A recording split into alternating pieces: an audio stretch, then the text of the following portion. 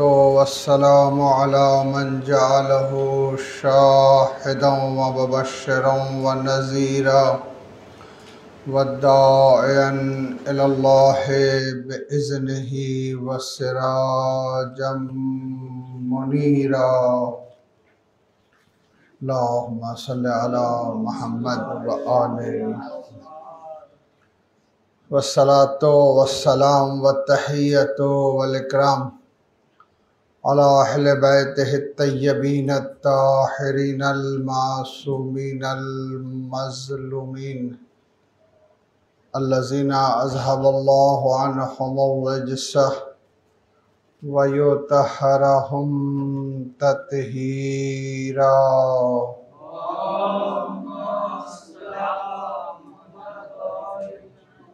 أوصيكم عباد الله بتقوى الله.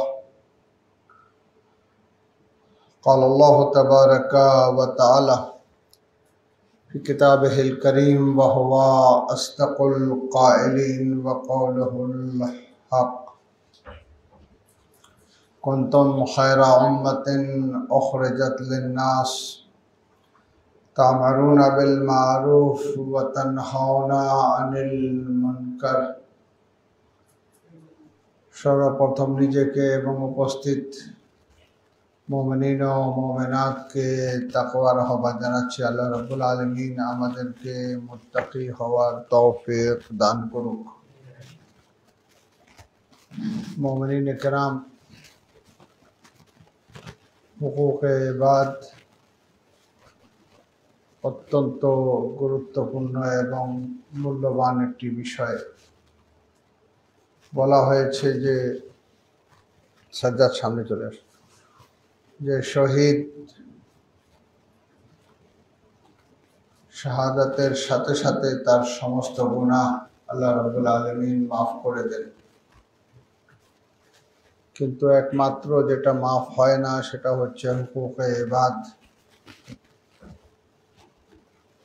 এই বিষয়টা আমাদেরকে ভালো করে জেনে রাখতে হবে। যতগুলো হক আছে সেগুলাকে গুরুত্ব দেওয়া, প্রাধান্য দেওয়া। এর আগেও আলোচনা করা হয়েছে যে হক্কে বেলায়েত। আজকে যে বিষয়টা আলোচনা করতে চাই সেটা হচ্ছে হক্কে ফাতেমাতুজ জাহরা সালাওয়াতুল্লাহ আলাইহা।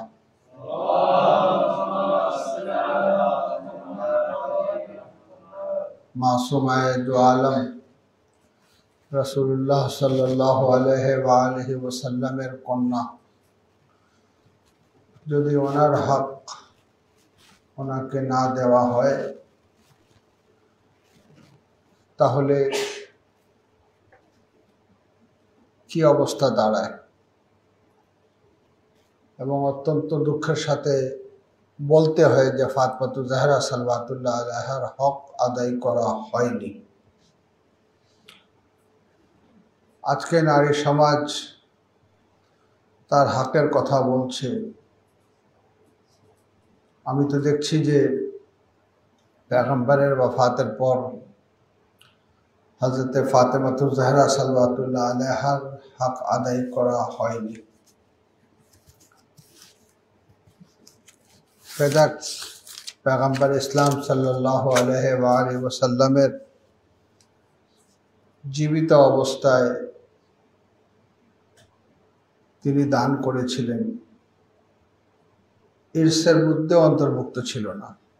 ইরস তো সেগুলা হয় যেগুলা একজনের মালিকানা, তার ওয়াফাতের পর, তার মৃত্যুর পর ছেলে ও মেয়ে যেটা পেয়ে থাকে এটাকে বলা হয় ইরস। ওয়ারিসগণ যেটা পেয়ে থাকে সেটাকে বলা হয় ইরস। কিন্তু ফেদাক রাসূলুল্লাহ সাল্লাল্লাহু আলাইহি ওয়া আলিহি ওয়াসাল্লামের মালিকানায় ছিল না। তিনি জীবন দশায় সেটাকে ফাতেমাতুজ জাহরা সালাওয়াতুল্লাহ আলাইহাকে দিয়েছিলেন। তাহলে তো ওয়ারিসের প্রশ্নই আসে না, তিনি মালিক। আজকে নারীদের সাথে সাথে অনেক পুরুষও এই প্রশ্নটা তুলেন যে কেন ছেলেদের তুলনায় মেয়েদেরকে অর্ধেক দেওয়া হয়, এর যথেষ্ট জবাব দেওয়া হয়েছে। এবং মেয়েরা যে ছেলেদের চেয়ে বেশি লাভবান হয় এই যুক্তিটাও তুলে ধরা হয়েছে। সংক্ষিপ্ত খুতবায় সেটা আলোচনা করা সম্ভব না, তবে শরীয়তের একটি বিধান স্পষ্ট করে দেওয়া দরকার। যদি একটি পিতা জীবন দশায় চায় যে আমি আমার মেয়েকে ছেলের তুলনায় বেশি অথবা সমান দিয়ে দিই, সে জীবিত অবস্থায় দিতে পারে। মৃত্যুর পরে এই প্রশ্নটা আসে যে এর কিভাবে বন্টন হবে, ছেলের তুলনায় মেয়েকে অর্ধেক দিতে হবে, এটা হচ্ছে মৃত্যুর পরে। কিন্তু জীবিত অবস্থায় একজন পিতা, তার এখতিয়ার রয়েছে, সে তার সম্পত্তি ভাইকে দিতে পারে, তার বন্ধুকে দিতে পারে, তার সম্পত্তি একটি মাদ্রাসায় দান করতে পারে, মেয়েকে অধিক দিতে পারে, মেয়ে ছেলেকে সমানভাবে দিতে পারে। জীবন দশায় যদি দিয়ে দেয় ইরসের কোনো প্রশ্নই আসে না। তো আজকে যারা আমাদের সমাজে যাদের কন্যা সন্তান রয়েছে মনে করেন যে আমার কন্যা যতটা পাচ্ছে সেটা তার জন্য যথেষ্ট না, তো জীবিত অবস্থায় মেয়ের ভাগ মেয়েকে দিয়ে দেওয়া উচিত। না দেওয়ার কারণে আজকে যে আমরা বিশৃঙ্খলা দেখছি, অনেকে ছেলের প্রতি আকৃষ্ট হয়ে আপনার পুরো সম্পত্তিটা ছেড়ে দিয়ে চলে যান দুনিয়া থেকে, পরে ছেলে আর মেয়েদেরকে দিতে চায় না, বোনদেরকে দিতে চায় না। এটা কিন্তু সমাজে আমরা কিন্তু অনেক দেখছি। এই বিষয়টা পিতাকে নিজেই সমাধান করে দেওয়া উচিত। আর যদি একটি কন্যা থাকে তো তার জন্য তো আলহামদুলিল্লাহ শরীয়তের এমন একটি বিধান মাযহাবে আহলে বাইত, মাকতাবে আহলে বাইতে, যে পুরো সম্পত্তির মালিক সে হয়ে যাবে। বাবা দুনিয়া থেকে বিদায় নিয়েছে, জমিন রেখে গিয়েছে, এখন এই জমিন যদি ছেলে থাকতো মেয়ের তুলনায় 2 গুণ পেত, কিন্তু ছেলে রেখে যায়নি, একমাত্র কন্যা সন্তান রেখে গেছে। তার যে হক সে হাক্কান পাবে। অন্য মাযহাবে, অন্য মাকতাবে এই ইশটা মেয়েকে হাক্কান দেওয়ার পরে বাকিটা অন্যদেরকে, অর্থাৎ মেয়ের চাচাকে দেওয়া হয়। আমাদের এখানে না, প্রথম কাতারে যারা ওয়ারিস তারা দ্বিতীয় কাতারের ওয়ারিসের জন্য বাধা হয়ে দাঁড়ায়। মেয়ে যেহেতু রয়েছে, তার মানে বাপের সম্পত্তির মালিক অন্য কেউ হতে পারবে না। যতটা তার ন্যায্য পাওনা সেটা হবে হাক্কান। বাকি ওই স্তরে কোনো ওয়ারিস না থাকায় সেই সম্পত্তিটাও মেয়েকে দেওয়া হবে রাদ্দান, অর্থাৎ পিতার সম্পূর্ণ মানে প্রপার্টির মালিক হবে সে কন্যা সন্তান। তো পয়গম্বর ইসলাম সাল্লাল্লাহু আলাইহি ওয়াসাল্লাম জীবিত অবস্থায় যে বাগে ফেদাক দিয়েছেন তার মধ্যে তো ইরসের কোনো প্রশ্নই আসে না। বাকি যা কিছু রেখে গেলেন এবং কি নিজের বাসা যে রেখে গেলেন সেটাও রাসূলুল্লাহর স্ত্রীর যে অধিকার সেটা দেওয়ার পর বাকি সব কটার মালিক কিন্তু ফাতেমাতুজ জাহরা সালাওয়াতুল্লাহ আলাইহা একা ছিলেন, হাক্কান এবং রাদ্দান। কিন্তু আমরা দেখতে পাচ্ছি যে এই বলে যে নবী যা রেখে যান সেটা হচ্ছে সাদাকা, সেটা কোনো ওয়ারিস হয় না। আজকে উলামাকে বলা হয় আল উলামা ওয়ারাসাতুল আম্বিয়া। এখানে ব্যাখ্যা দেওয়া হচ্ছে যে উলামা আম্বিয়ার ওয়ারিস কি করে হলেন? আম্বিয়ার উলুমের ওয়ারিস। এটাও কিন্তু দ্বিতীয় স্তরে। প্রথম স্তরে আম্বিয়ার ওয়ারিস হচ্ছেন আইম্মে আতহার আলাইহিস সালাতু ওয়াস সালাম। যে কারণে আমরা জিয়ারতে ওয়ারিসায় পড়ি, জিয়ারতের নামই হচ্ছে জিয়ারতে ওয়ারিসা। আসসালামু আলাইকা ইয়া ওয়ারিসা আদম সিফাতুল্লাহ, আসসালামু আলাইকা ওয়ারিসা নূহিন নবী আল্লাহ, আসসালামু আলাইকা ওয়ারিসা ইব্রাহিম খলিলুল্লাহ। ইমাম হুসাইন আলাইহিসসালামকে ওয়ারিসে আম্বিয়া বলা হচ্ছে। ওয়ারিসে আম্বিয়া বলতে আম্বিয়া জমিন রেখে যাননি, ইলম রেখে গেলেন, রিসালাতে ইলাহিয়া রেখে গেলেন। সেই রিসালাতের ওয়ারিস আইম্মে আতহার, সেই রিসালাতের ওয়ারিস ইমাম হুসাইন আলাইহিসসালাম। তারপরে উলুমে রিসালাতের ওয়ারিস হচ্ছেন উলামায়ে কেরাম, যে কারণে বলা হয় আল উলামা ওয়ারাসাতুল আম্বিয়া। আম্বিয়ার ইলমের ওয়ারিস হচ্ছেন প্রথম স্তরে আইম্মে আতহার, তারপরে হচ্ছে ওনার জানেশিন, ওনার স্থল বিশিষ্ট যারা উলামা মারাজে, এনারা হচ্ছেন ওয়ারিসে আম্বিয়া। এটাকে নিয়ে যাওয়া হলো রাসূলের কন্যার উপরে প্রয়োগ করা হলো, যে রাসূল ইলম রেখে গেলেন, ইলমের ওয়ারিস, সম্পদ যা রেখে গেলেন সেটা হচ্ছে সাদাকা। এবং ইস্তেদলাল করা হলো হাদিসে ওয়াহিদ দ্বারা। হাদিসে ওয়াহিদ নিজেই অনেক দুর্বলতা রাখে, ওয়াহিদ হওয়ার কারণে, মুতাওয়াতির না হওয়ার কারণে। অপরদিকে হাদিস সম্পূর্ণরূপে যায়িফ, রাবি একজন ছাড়া কেউ না।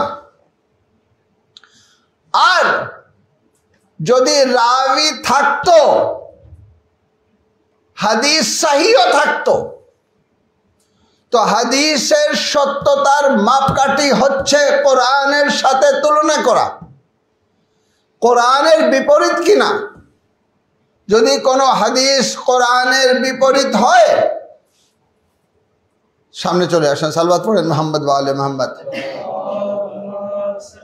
যদি কোরআনের বিপরীত হয়, ফাজরাবুহা বিজ্জিদাল, ওই হাদিসকে দেওয়ালে ছুটে মারতে হবে, ওই হাদিস গ্রহণযোগ্য না।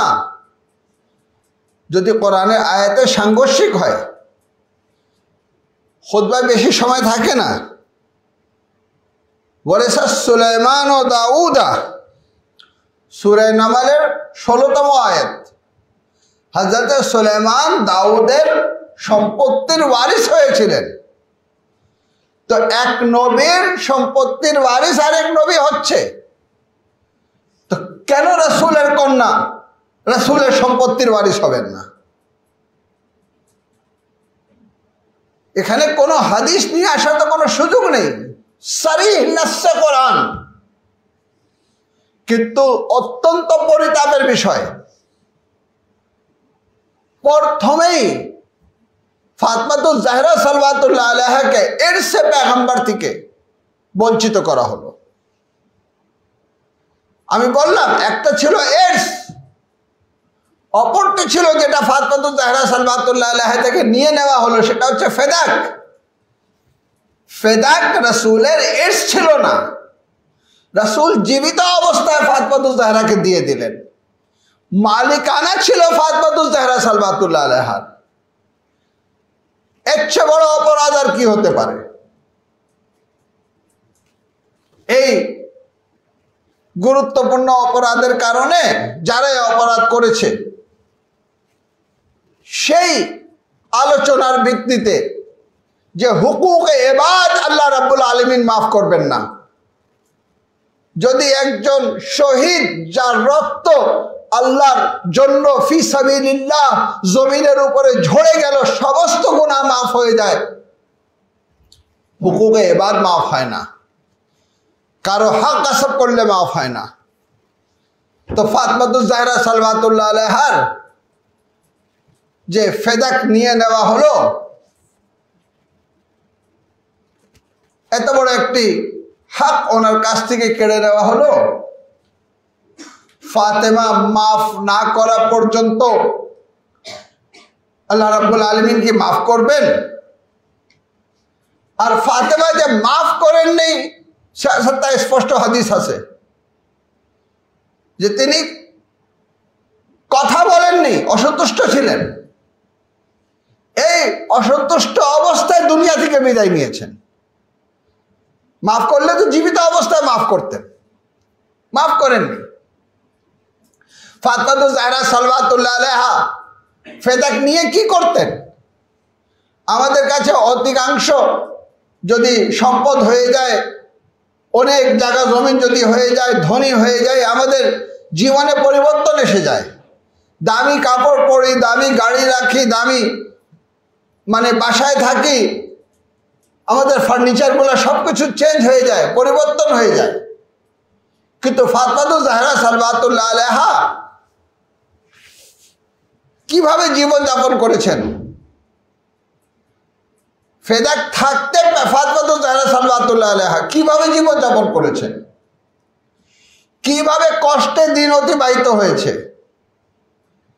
রাসূলকে একটি দাসের জন্য আবেদন করলেন, রাসূলুল্লাহ সাল্লাল্লাহু আলাইহি ওয়াসাল্লাম তাসবিহ শিক্ষা দিলেন। 34 বার আল্লাহু আকবার, 33 বার সুবহানাল্লাহ, 33 বার আলহামদুলিল্লাহ, 33 বার সুবহানাল্লাহ, 34 বার আল্লাহু আকবার, 33 বার আলহামদুলিল্লাহ, 33 বার সুবহানাল্লাহ।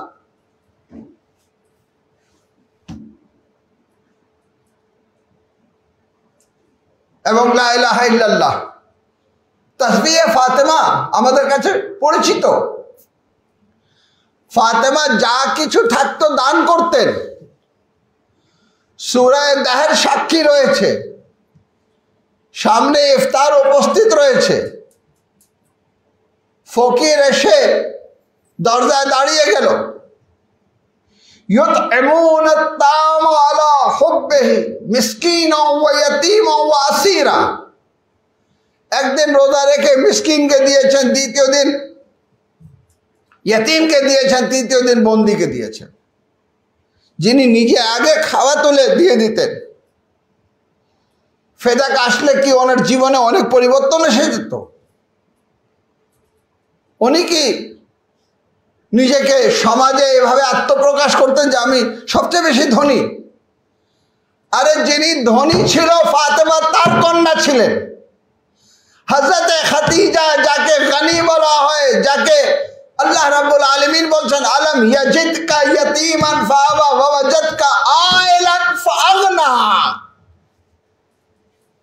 এ রাসূল, আপনাকে যখন আমি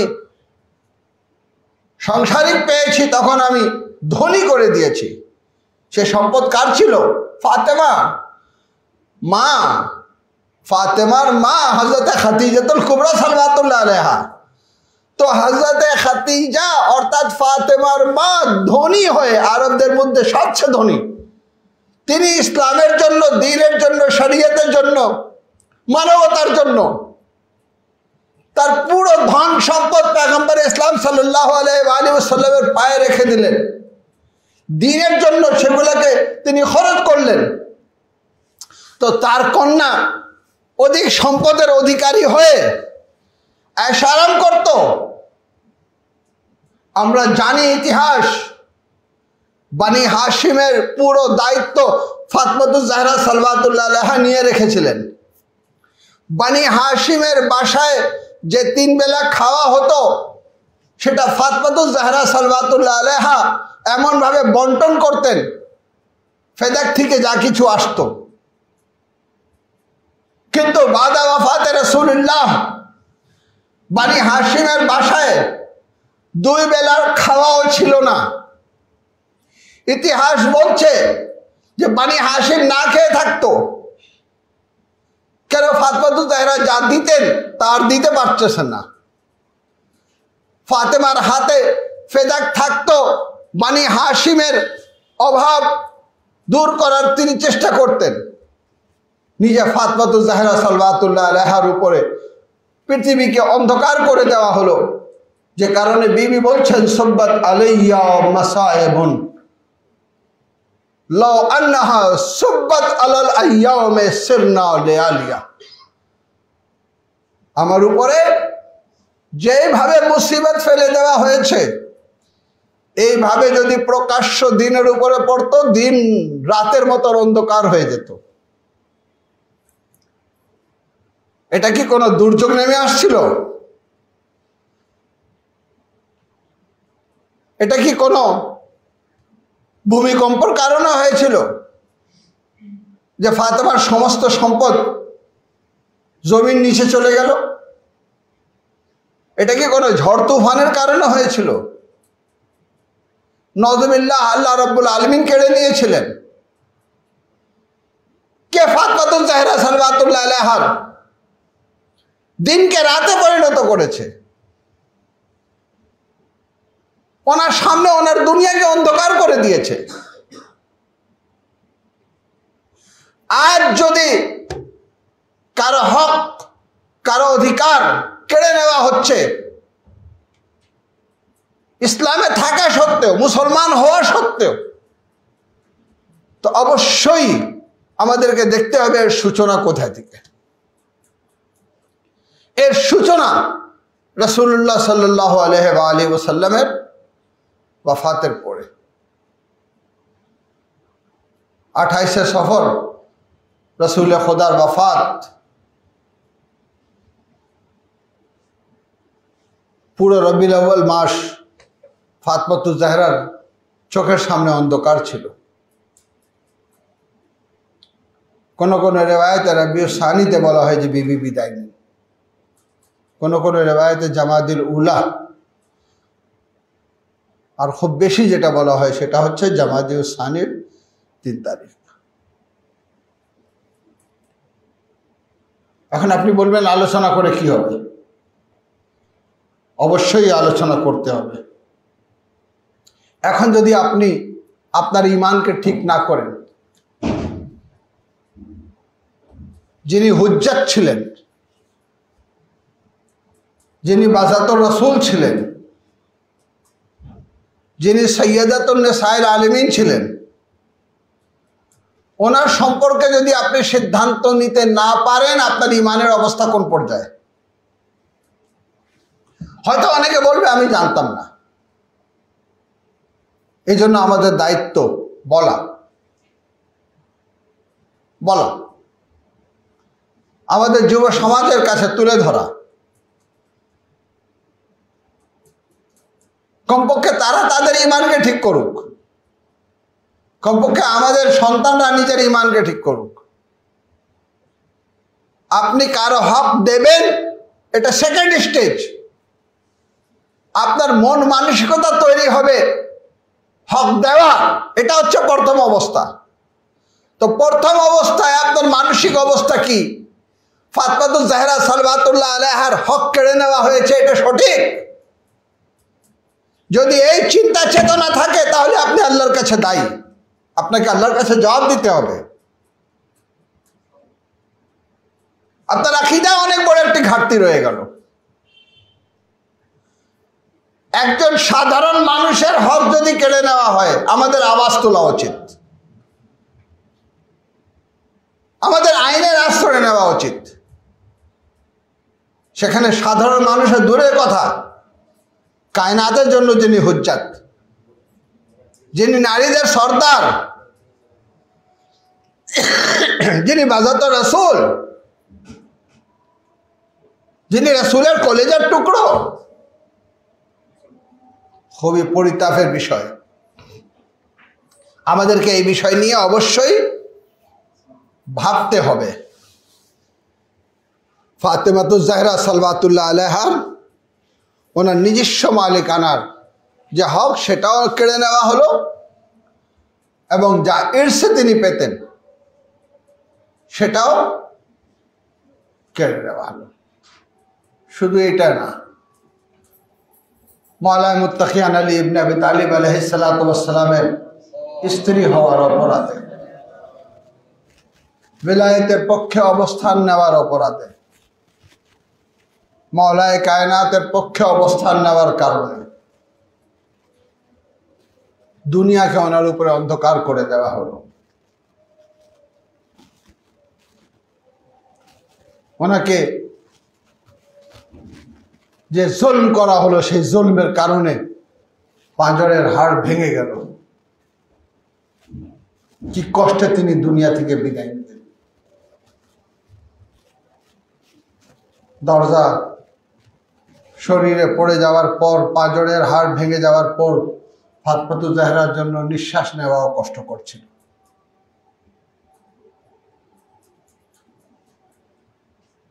আজকে জালিমকে চিহ্নিত করা জালিমের সাথে ইজহারে বারাত করা, স্পষ্ট করা যে আমার কোনো জালিমের সাথে কোনো সম্পর্ক নেই, এটা হচ্ছে ঈমানি দায়িত্ব। আল্লাহ রাব্বুল আলামিন আমাদেরকে ফাতেমাতুজ জাহরা সাল্লাল্লাহু আলাইহার বেলায়েতকে, ওনার ব্যক্তিত্বকে, ওনার মর্যাদাকে,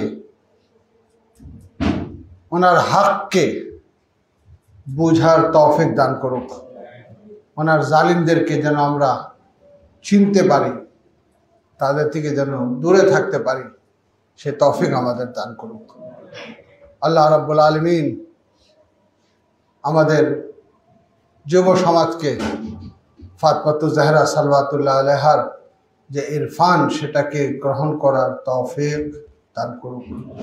আমি শেষেই কথা বলবো যে আমাদের শিয়ানে আলী যারা তাড়াতাড়ি করে নামাজ শেষ করে চলে যান, তারা কমপক্ষে ইশকের সাথে, শওকের সাথে তাসবিহে ফাতেমাতুজ জাহরা সাল্লাল্লাহু আলাইহা অবশ্যই পাঠ করেন।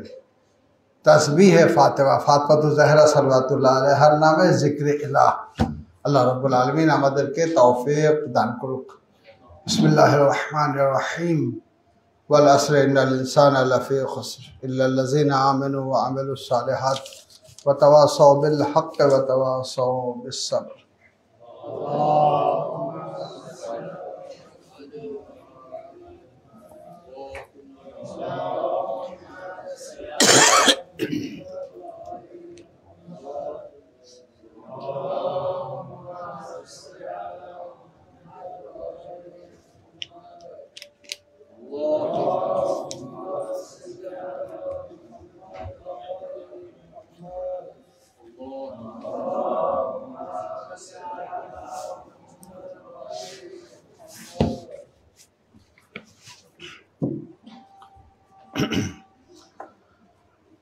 أعوذ بالله السميع العليم من الشيطان اللعين الرجيم.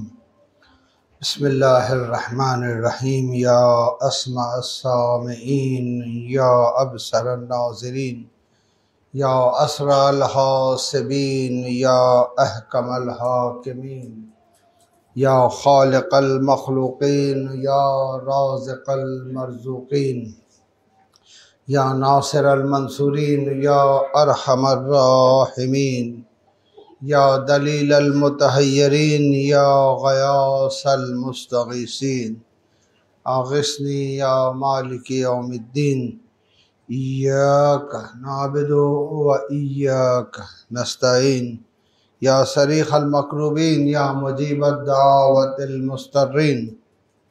أنت الله رب العالمين، أنت الله لا إله إلا أنت، الملك الحق المبين، الكبرياء رداؤك. اللهم صل على محمد المصطفى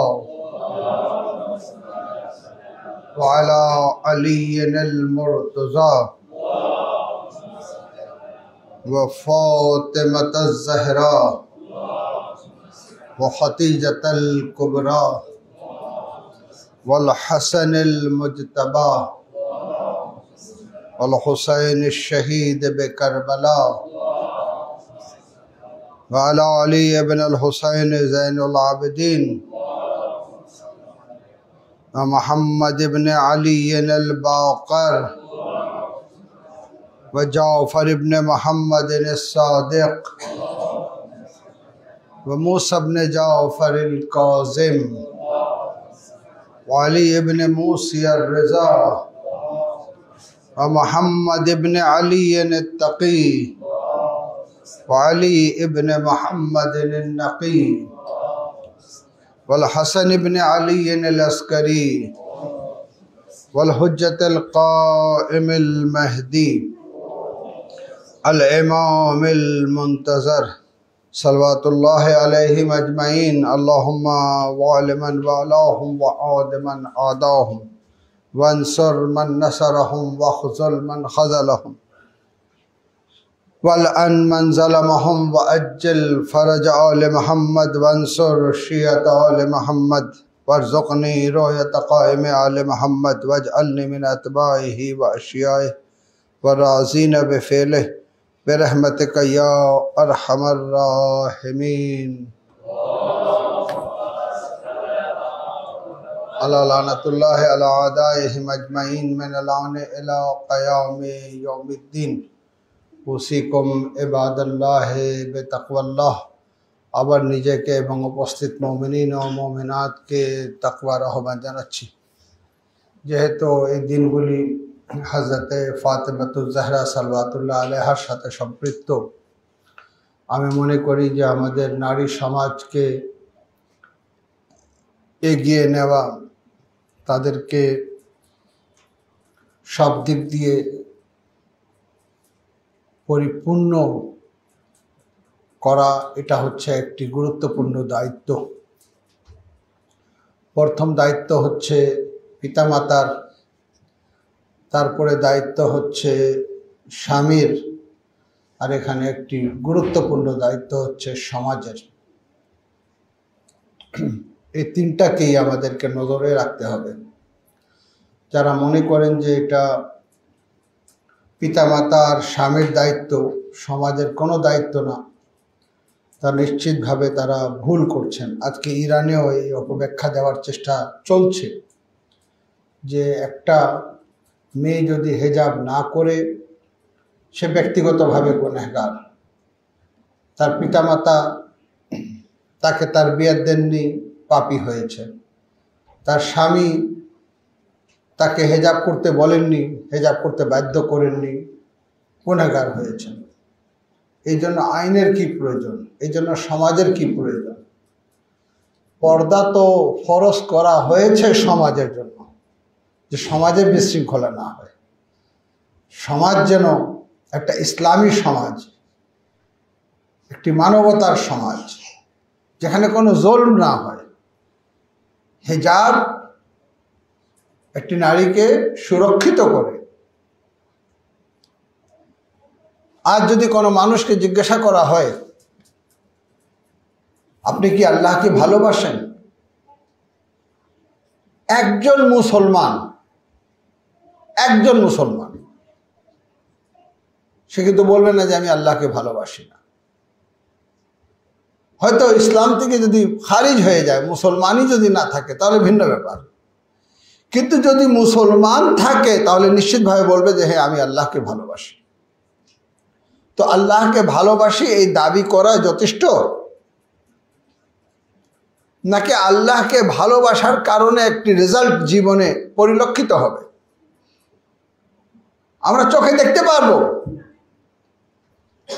বাস্তব জীবনে এটা পরিলক্ষিত হবে যে আমি আল্লাহকে ভালোবাসি। এর মাপকাঠি কি?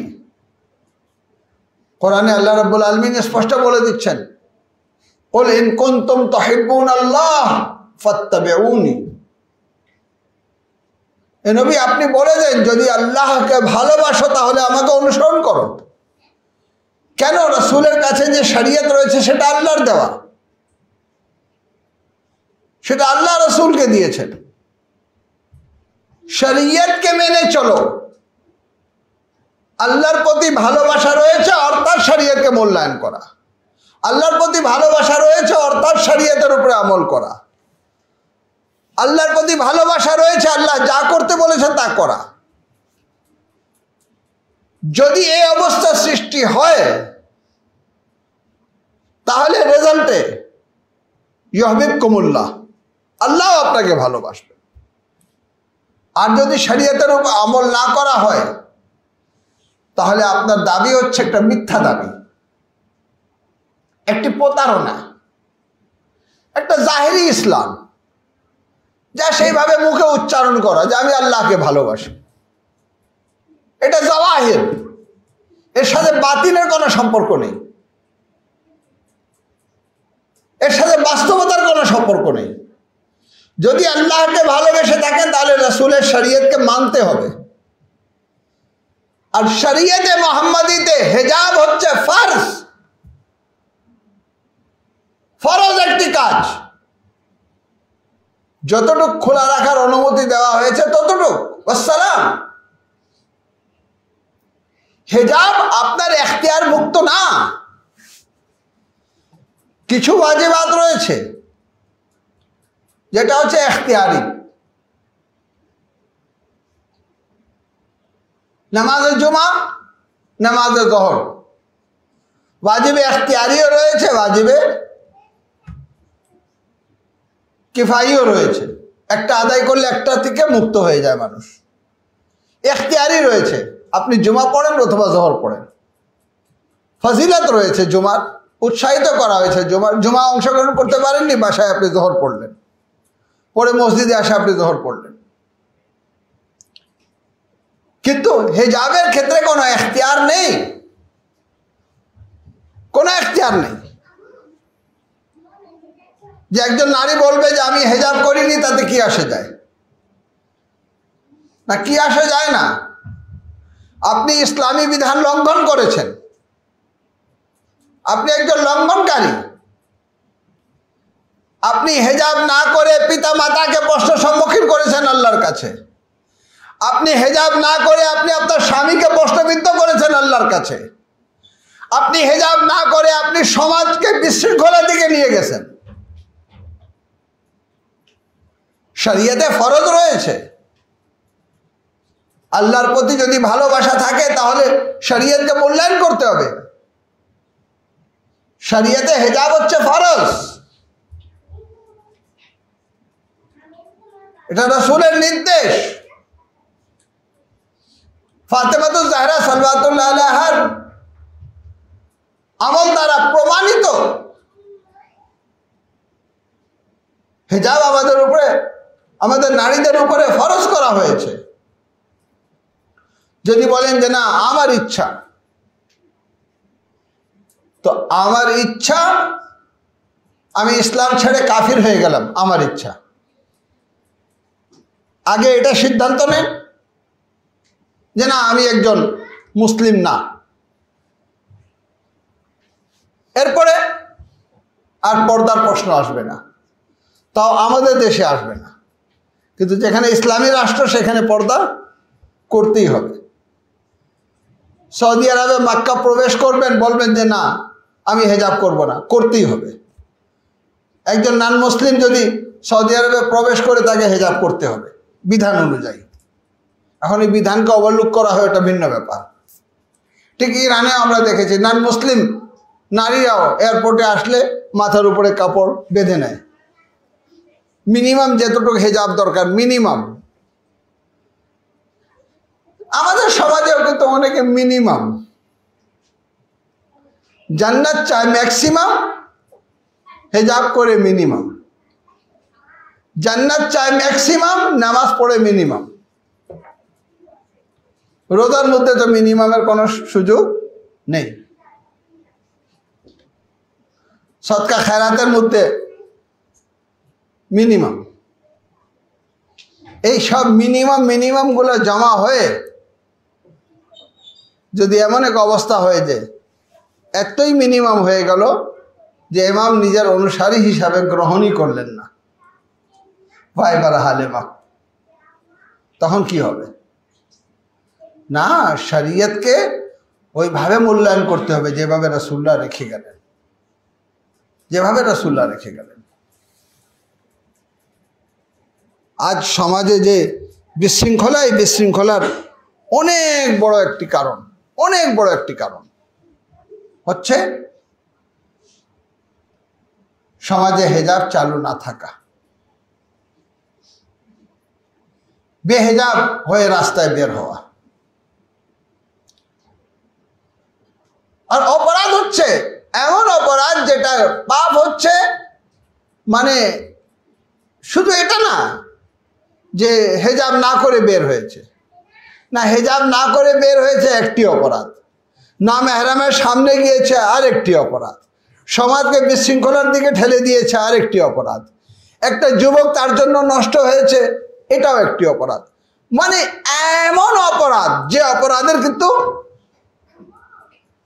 যেমন একজন মানুষকে হত্যা করার পর কি শুধু হত্যা করেছে একটি অপরাধ না, তার বাচ্চাদের ইয়াতিম করেছে তার অপরাধ, তার ওয়াইফকে বিধবা করে দিয়েছে এটাও অপরাধ। মানে অপরাধের মানে দরজা খুলে যায়, বিভিন্ন ধরনের অপরাধ এসে একত্রিত হয়ে যায়। ঠিক হেজাব এইরকম। হেজাব না করা, পর্দা না করা একটি অপরাধ। এই একটি অপরাধে কিন্তু সীমাবদ্ধ থাকে না, আরো অনেক অপরাধের সাথে সংযুক্ত হয়ে যায়। প্রথমে একটি পুরুষকে, তারও চোখের হেজাব রয়েছে, কোনো নারীর উপরে যেন নজর না দেয়, কোনো বেপর্দা মেয়ের উপরে নজর না দেয়। এবং কি পর্দা রয়েছে, তার দিকেও কিন্তু ওই নাফসের চাহিদা নিয়ে, ওই সেক্সুয়াল দৃষ্টি নিয়ে হেজাব পরা মেয়ের উপরে নজর দেওয়া, এবং কি তার হাতের প্রতি নজর দেওয়া, যেটা খোলা রাখার অনুমতি দিয়েছে শরিয়ত। এবং কি একটি পোশাক যদি দোকানে টাঙানো রয়েছে, ওই পোশাকের প্রতি যদি সেক্সি দৃষ্টিতে নজর দেওয়া হয়, এটাও কিন্তু হারাম। এটাও কিন্তু হারাম। আল্লাহ রাব্বুল আলামিন সমাজকে যেভাবে দেখতে চান, তার জন্য এই বিধানগুলো তৈরি করা।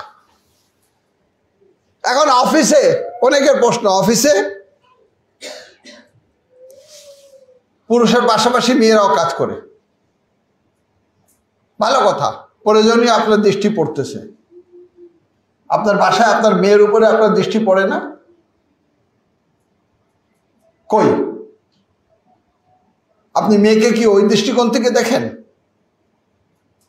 আপনি আপনার বোনকে কি দেখেন না? হেজাব ছাড়াও তো দেখেন। কই আপনার চিন্তা চেতনায় কোনো নেগেটিভ প্রভাব পড়ে? যদি অফিসে কাজ করতেছে তাকে নিজের মেয়ে হিসাবে দেখেন।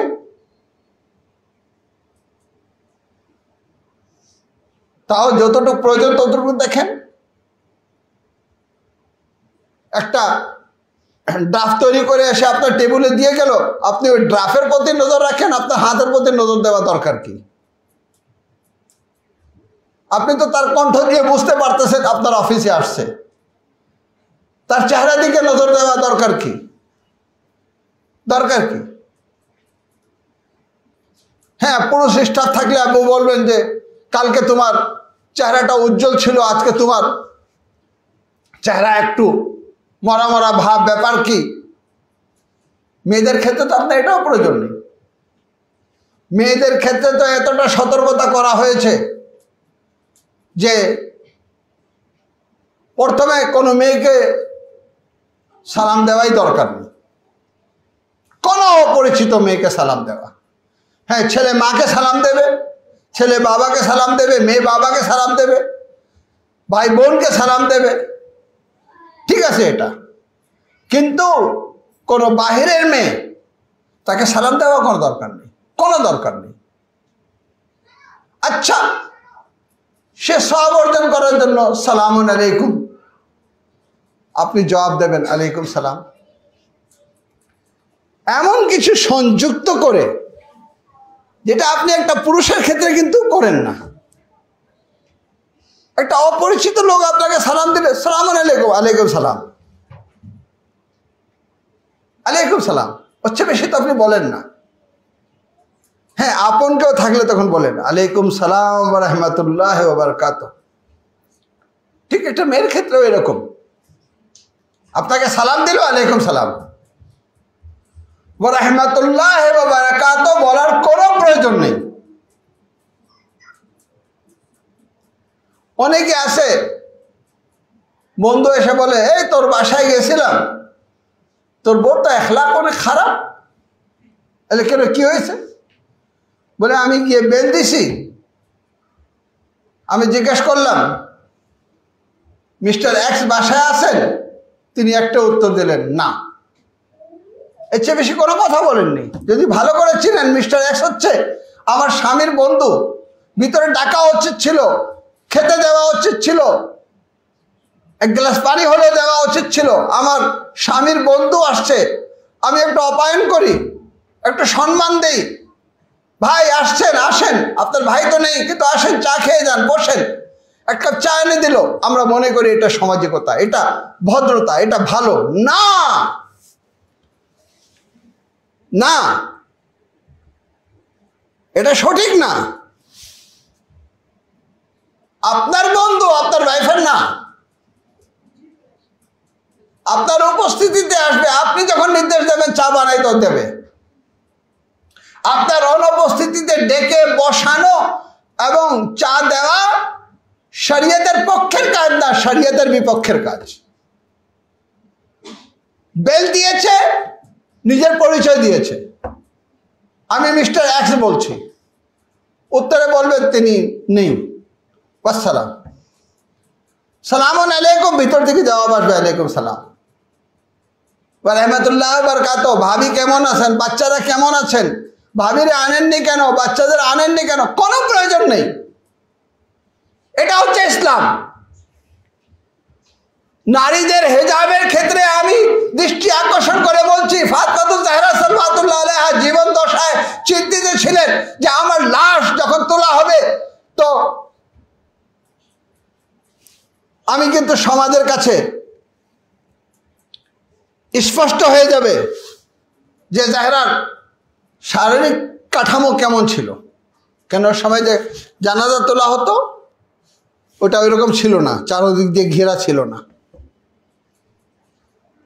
লাশ রেখে দেওয়া হতো, দেখা যেত মৃত ব্যক্তি মোটা ছিল নাকি চিকন ছিল, লম্বা ছিল নাকি খাটো ছিল।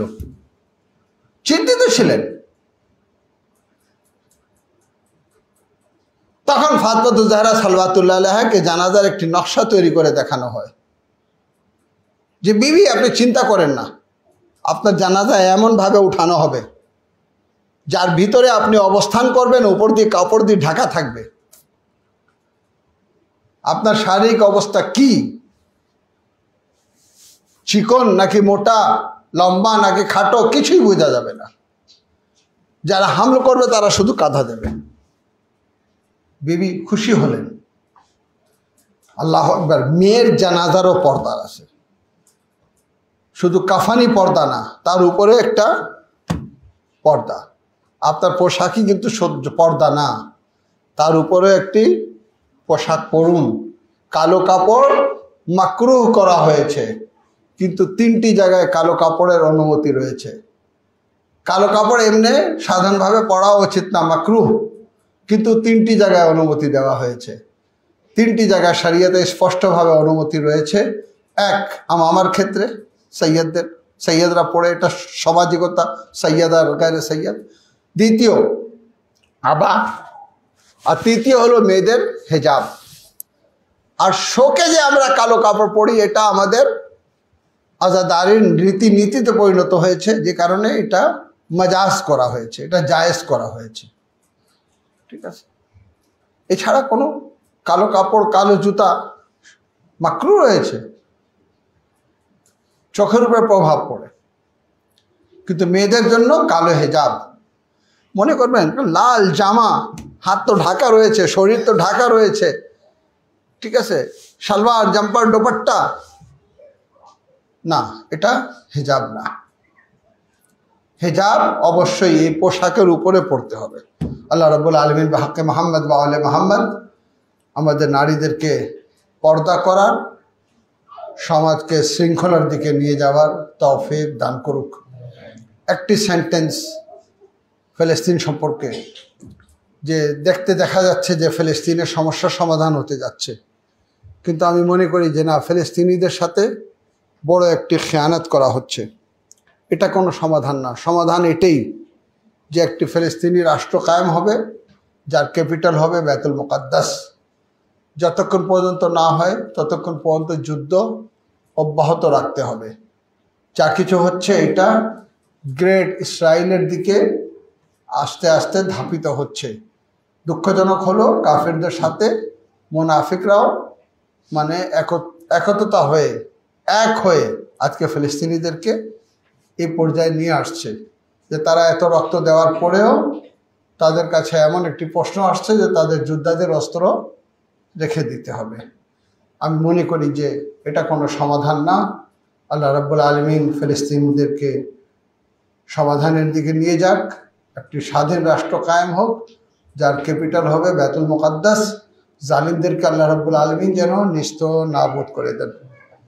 আসসালামু আলাইকুম ওয়া রাহমাতুল্লাহি ওয়া বারাকাতুহু। বিসমিল্লাহির রহমানির রহিম। কুল হুয়াল্লাহু আহাদ, আল্লাহুস সামাদ, লাম ইয়ালিদ ওয়া লাম ইউলাদ ওয়া লাম ইয়াকুল লাহু কুফুওয়ান আহাদ।